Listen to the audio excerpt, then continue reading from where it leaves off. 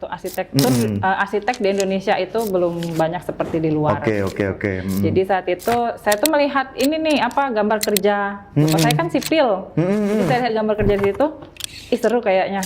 Jadi saya tuh nggak kepikiran kalau ada kuliah arsitektur di Palembang.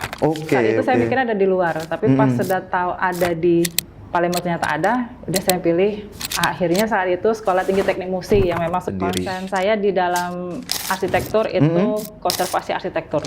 Konservasi arsitektur. Apa itu? Wah, supaya kita semua yang tahu ya tentang konservasi arsitektur itu. Kegunaan AI itu juga nggak bisa, kalau bagi arsitektur ya, ini kan saya juga pakai AI nih, saya nggak. Oh iya ya? Iya, saya tetap pakai AI, bukan tetap pakai AI, tapi memang ada AI itu memang memudahkan kita. Tapi kita harus juga pakai etika menggunakan AI.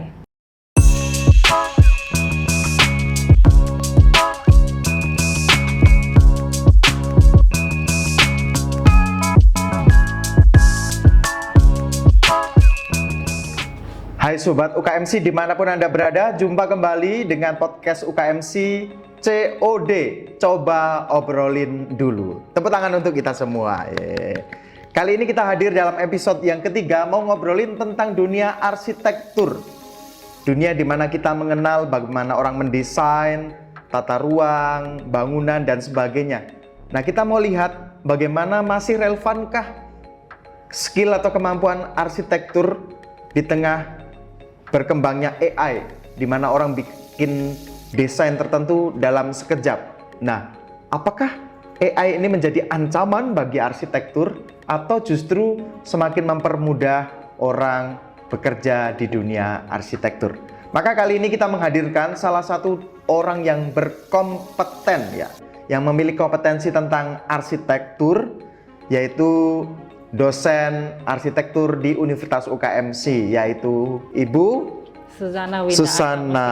Panggilannya Ibu? Ibu Susan. Ibu Susan. Selamat datang Ibu Susan di program COD kita nih. Terima kasih Romo sudah diundang. Terima kasih juga karena ini menjadi sesuatu yang penting bagi kita semua. Iya. Oke Bu Susan, apa sih yang membuat Bu Susan ini tertarik tentang dunia arsitektur ini ya? Bermula dari di tahun 2000-an kayak Romo ya. Saya kan kuliah S1 di 2005. Jadi saat itu belum banyak nih arsitek di Indonesia, termasuk belum sampai banyak saat ya. ini juga. Jadi ini termasuk kelompok yang istilahnya masih belum banyak ya? Ya, untuk arsitektur, arsitek di Indonesia itu belum banyak seperti di luar. Oke. Jadi saat itu saya tuh melihat ini nih apa gambar kerja. Bapak saya kan sipil. Jadi saya lihat gambar kerja di situ, ih seru kayaknya. Jadi saya tuh nggak kepikiran kalau ada kuliah arsitektur di Palembang. Saat itu saya mikirnya ada di luar, tapi pas sudah tahu ada di Palembang ternyata ada, udah saya pilih. Akhirnya saat itu Sekolah Tinggi Teknik Musi yang memang sudah berdiri sejak tahun 90. Jadi Ibu ini produk asli dari UKMC ya? Iya. Dari STT Musi Cikal Bakal UKMC, benar. Luar biasa. Jadi ternyata dari sini Ibu menemukan kecintaan tentang arsitektur itu ya? Luar biasa. Nah, yang menarik dari arsitektur itu dari Ibu sendiri apa sih? Ya. Banyak hal Romo yang menarik dari arsitektur, bukan hanya berupa bangunan saja, tetapi juga ternyata perilaku kita juga bisa membuat sebuah ruang. Jadi nggak melulu hanya bangunan itu indah, bangunan itu cantik, bangunan itu keren kayak gitu, tapi kita juga merasakan ruang. Kemudian juga lingkungan. Jadi apakah kalau bangunan di situ bisa berdiri, misalnya tanahnya rawa atau tanahnya keras kayak gitu kan ya. Kita juga butuh analisis dan sebagainya. Itu sih yang membuat sebenarnya arsitektur itu tuh luas, banyak yang perlu dipelajari. Ternyata arsitek itu kaya ya, nggak hanya soal bangunan melulu, tetapi menyangkut juga lingkungan, geografis, masyarakatnya, kegunaannya, filosofinya ya. Karena setiap bangunan itu pasti punya fungsi dan juga punya makna ya. Betul. Menarik sekali. Nah, Ibu terlibat di dalam dunia arsitektur itu mulai sejak penggunaan masih manual atau sudah modern gitu? Saya perantara ke modern. Jadi transisi gitu ya? Transisi. Jadi selama kuliah saya menggambar tangan. Masih manual ya? Ya. Manual. Oh. Tugas akhir tetap ada yang manual, tapi sudah masuk komputasi ya, sudah komputer ya. Jadi memang ibu itu kaya ilmu ya, mulai dari yang masih manual sampai ke digital gitu ya. Nah, sekarang ini kan dunia arsitektur tuh berkembang pesat ya. Meskipun tadi ibu bilang arsitek kita nggak banyak. Nah, challenge atau tantangan seorang arsitek pada zaman ini apa sih? Terkait dengan AI ya. Nah, tadi kan kita udah ngobrolin tentang AI. Nah, apa sih challenge terbesar seorang arsitek pada zaman ini gitu ya? Ya karena zaman sekarang kan sudah big data ya. Jadi AI itu digunakan memang sangat praktis sekali, sangat cepat gitu. Betul. Kegunaan AI itu juga nggak bisa, kalau bagi arsitektur ya, ini kan saya juga pakai AI nih, saya nggak. Oh iya ya? Ya saya tetap pakai AI, bukan tetap pakai AI, tapi memang ada AI itu memang memudahkan kita. Tapi kita harus juga pakai etika menggunakan AI. Jadi etiknya tetap ada. Tetap ada kayak gitu. Jadi memang membantu, tetapi itu bukan sebagai istilahnya apa ya Romo nyebutnya, bukan sebagai ancaman ya. Ancaman, tapi juga bisa jadi teman kayak gitu. Cuman harus ada etikanya juga di situ. Tetap harus ada boundary, batas-batasnya ya, tentu saja. Intinya AI itu kan netral ya. Tergantung dari penggunaan usernya ya. Semakin usernya cerdas dan beretika, maka AI juga menghasilkan produk yang sesuai dengan tujuan dibuat. Nah, ibu ini arsitek. Arsitek itu kan memiliki bidang minat dan keahlian yang beragam pasti ya, kompleks ya. Pasti tidak semua hal dikuasai. Nah, kalau ibu ini Bu Susan maksudnya, ibu ini Bu Susi. Bu Susan ini secara spesifik concernnya di bidang apa? Maksudnya di detail dari arsitektur itu sendiri. Concern saya di dalam arsitektur itu konservasi arsitektur. Konservasi arsitektur. Apa itu? Wah, supaya kita semua yang tahu ya tentang konservasi arsitektur itu. Jadi konservasi arsitektur itu mempelajari tentang bangunan cagar budaya. Yang bangunan cagar budaya itu bisa dikatakan sudah usianya lebih dari 50 tahun. Lebih dari 50 tahun ya. Dan itu sudah bisa didaftarkan. Didaftarkan ke pemerintahan yang memang mempunyai peraturan undang-undang mengenai mengatur regulasi itu. Menarik ini ya. Terkait dengan bangunan-bangunan kuno lah kalau kata orang ya. Tapi saya tidak suka sih memilih kata kuno, tapi antik lah bangunan, karena pasti punya filosofi tertentu. Betul. Apalagi Palembang ini kan kota tertua di Indonesia kan? Iya, benar.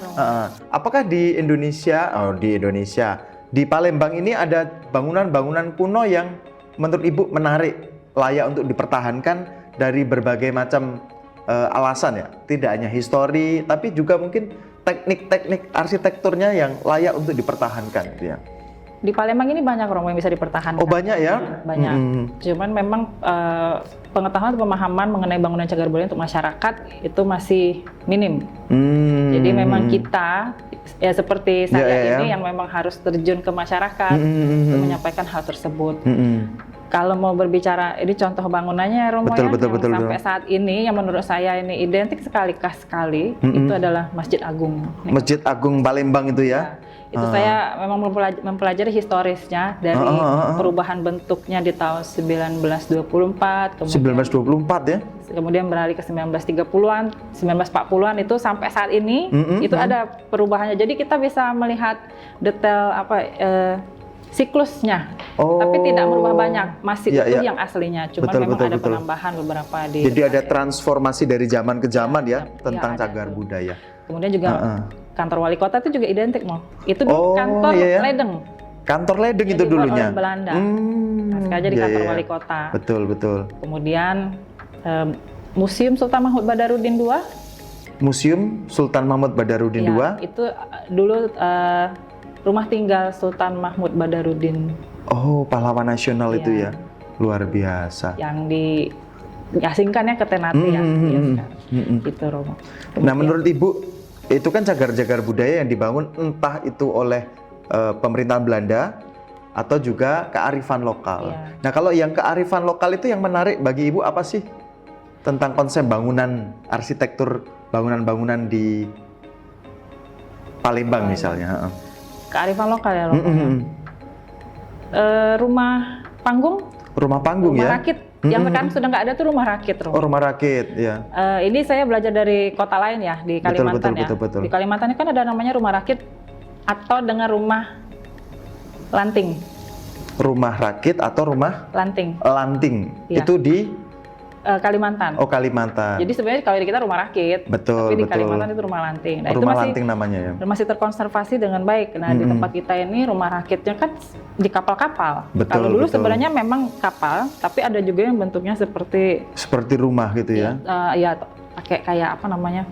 Pondasinya lurus, tatakan kayak gitu. Kayak papan gitu ya. Kalau dulu tuh selain ada yang pakai modelnya kapal, ada juga yang tatakan kayak gini. Kalau sekarang kan dipermanenkan bentuknya, ya. Di pinggir Sungai Musi dipermanenkan sudah beberapa. menetap mereka ya. Sebenarnya ada aturan juga Romo. Kalau di tepian air itu harus ada jarak bangunan dengan batas air sungai atau laut. Oh iya. Di sepadan sungai itu ya. Ya benar.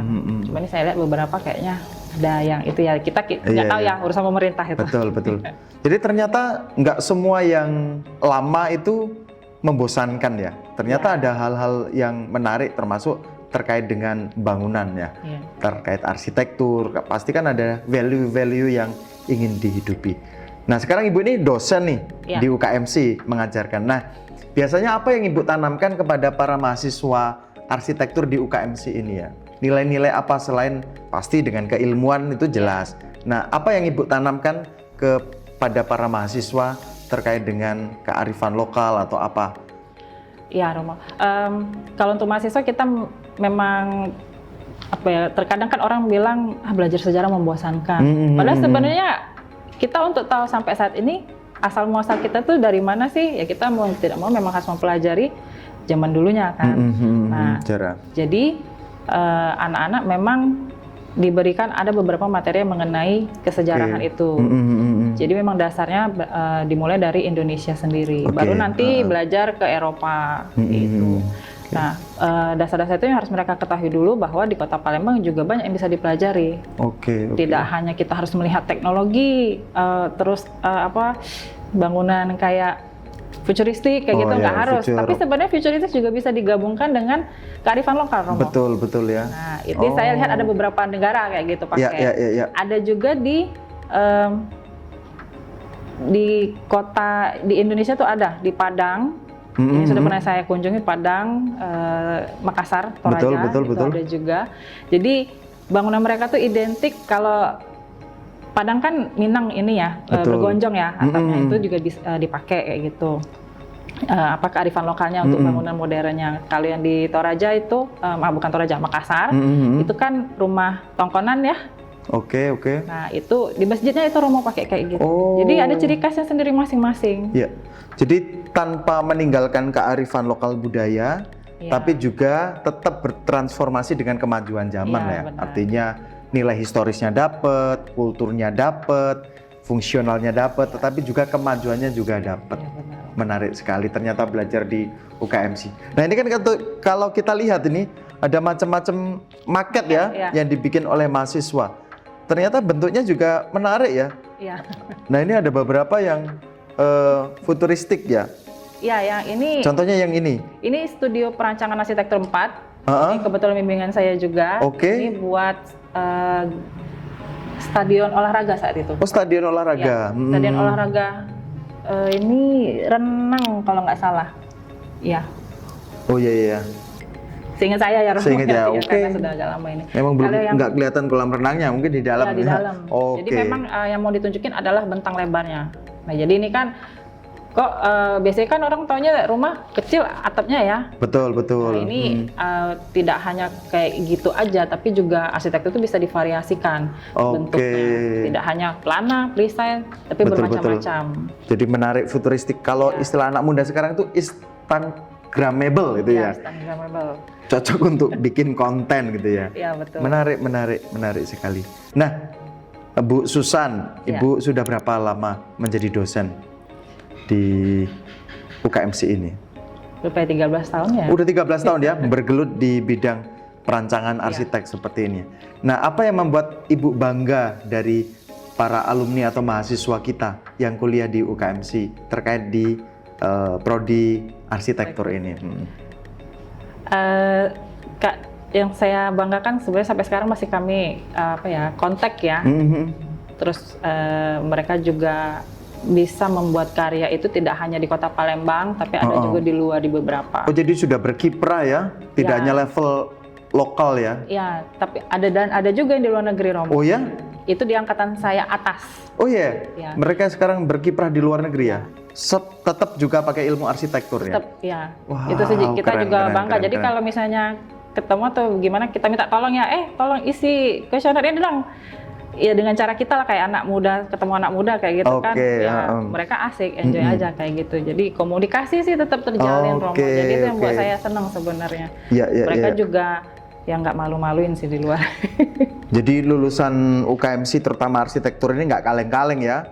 Tetap punya kualitas yang layak untuk dibanggakan. Benar, dan juga Romo, kita kan juga ada kerjasama beberapa mitra ya.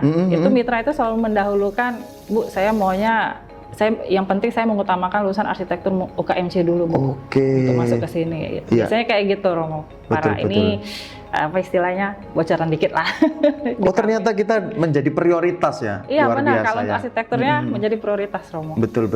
Karena memang dengar arsitektur ini termasuk program arsitektur di level universitas pertama di Sumatera Selatan ya. Benar, Romo. Secara historis sebagai pionir, pasti juga dalam karyanya juga menghasilkan banyak ya. Luar biasa sekali.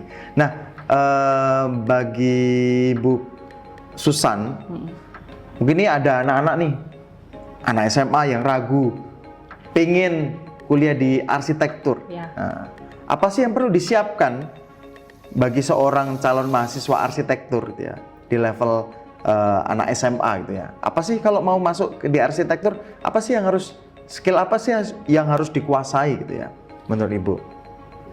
Biasanya bisa mengimajinasikan atau menghayal, Romo. Oh, jadi imajinasi itu ya? Imajinasi dulu. Nah, baru nanti latihan berpikir. Latihan berpikir dulu. Nah, setelah itu belajar sketsa. Dimulai dari coret-coret. Ini sebenarnya kalau saya ya, di lapangan itu, bukan hanya saya, sampai sekarang juga sih. Ini dari mitra juga di lapangan itu nggak mungkin kan kerja harus di lapangan bawa laptop ngerjain di situ, enggak. Tapi skill tangan juga harus dipakai. Makanya kita juga kuliah di sini ada manual, ada pakai komputer. Jadi juga. Tetap combine ya. Di combine. Jadi nggak hilang apa istilahnya ininya. Skill manualnya ya, kemampuan keterampilan tangannya. Betul. Jadi kan ini selalu dipakai sampai ke dunia kerja. Oke, menarik. Kemudian juga harus bisa mengembangkan kreativitas dan punya gaya sendiri. Betul. Jadi kalau saya, Romo ya, selama kuliah saya punya gaya desain saya sendiri. Jadi udah punya ciri khas sendiri ya. Di desain saya pasti ada sesuatu yang memang itu keunikan saya. Jadi orang lihat, oh ini pasti karyanya Bu Susan nih. Itu saya terapkan juga ke para mahasiswa. Kamu harus punya gaya sendiri. Gimana betul, kayak betul, gitu. betul. Nah, itu jadi mereka belajar di situ harus punya gayanya jadi sendiri. Jadi keunikan itu ya, masing-masing mahasiswa atau alumni itu punya stylenya sendiri ya, yang membuat mereka punya nilai jual itu ya. Betul. Nah, kemudian juga ini Romo, tidak hanya itu, mereka juga harus belajar mengenai lingkungan dan masyarakat. Kemudian juga belajar mandiri dan adaptif gitu. Jadi kan kalau untuk anak sekarang kan mungkin males ya duduk dengerin teori ya. Oke. Nah, jadi mereka ya harus mau belajar mandiri. Ini juga saya baca-baca juga penelitian, Romo, dan juga hasil masukan juga dari teman-teman ada dari luar dari Palembang. Anak-anak SMA sekarang, SMA SMP itu kan senang sekali main komputer ya. Betul. Nah, itu bisa diasah main game kayak Minecraft ataupun The Sims. Atau pokoknya yang berhubungan dengan rancang bangun. Ya, dan mereka juga dari SMA itu sudah ada yang mulai belajar skill SketchUp. Itu software untuk menggambar, SketchUp, AutoCAD gitu. Itu sebenarnya mudah dipelajari secara otodidak. Karena saya pun juga belajar otodidak itu. Otodidak. Iya. Ternyata main game itu nggak melulu buruk ya. Ternyata game itu bisa membantu orang menentukan masa depannya ya. Betul, Romo. Karena tadi dicontohkan dengan main game Minecraft ya, ternyata bisa menghantar orang menjadi seorang arsitek rancang bangun gitu ya. Luar biasa sekali, Bu. Terima kasih, Bu, sudah hadir. Wah, sebenarnya pengen ngobrol banyak, tetapi ya waktu yang membatasi kita. Nah, mungkin ada yang mau disampaikan kepada Sobat UKMC, bagi teman-teman yang mungkin ragu, masih meragukan kualitas prodi arsitektur, ada yang mau disampaikan dari Bu Susana ya? Untuk teman-teman, jangan ragu kuliah di prodi arsitektur Universitas Katolik Musikaritas, karena di sini kalian memang diajarin, diasah benar. Meskipun kalian tidak bisa, kita akan mengajarinya memang dari nol itu, karena memang ada yang seperti itu ya. Itu jangan takut untuk belajar, jangan takut untuk mengembangkan diri. Jadi teman-teman di sini teman-teman bisa mendapatkan insight yang sangat banyak dari kami. Gitu. Dan juga kuliahnya nggak di kelas aja, Romo. Kita juga kuliahnya kadang di lapangan. Ini serunya, bergabung bersama teman-teman kuliah di lapangan nih. Ini kan ada baru berangkat ini, Romo, sedikit ya. Ada yang kuliah lapangan ke Semarang, Yogyakarta, Bandung, Lampung. Wah, jadi ada study tripnya ya, nggak hanya melulu di kelas, tetapi ternyata bisa jalan-jalan yang bermanfaat untuk meningkatkan skill dan kemampuan dalam berimajinasi ya. Satu kata kunci yang menarik bagi saya. Jadi kalau saya punya imajinasi ini, saya boleh kuliah lagi nih di sini ya? Boleh ya? Boleh. Saya pengen juga punya imajinasi yang tertuang dalam hal-hal yang luar biasa ini ya. Ya boleh. Oke, sekali lagi terima kasih Bu Susan, sama-sama, Romo, sudah ngobrol-ngobrol sedikit tentang dunia arsitektur, tentang apa yang terjadi, tentang kearifan lokal dengan Ibu Susan yang ternyata dia cukup punya kemampuan di bidang apa tadi, konservasi arsitektur, mencintai budaya, tidak melulu yang kuno-kuno itu buruk, tapi mempunyai value yang luar biasa terkait dengan perkembangan bangunan dan sebagainya. Oke teman-teman, demikian episode ketiga kita bersama Ibu Susan, ngobrolin tentang arsitektur dengan AI, arsitektur berkaitan dengan AI yang menyangkut apakah AI itu menjadi ancaman atau menjadi teman. Sampai jumpa lagi di program COD berikutnya. Coba obrolin dulu. Tepuk tangan untuk kita semua ya. Jangan ragu untuk kuliah di UKMC sekali lagi, terutama di program arsitektur. Kalau teman-teman punya imajinasi, jangan takut untuk berimajinasi dan menuangkan pada hasil-hasil seperti yang ditunjukkan di sini. Oke, sampai jumpa lagi. Bye-bye. Bye.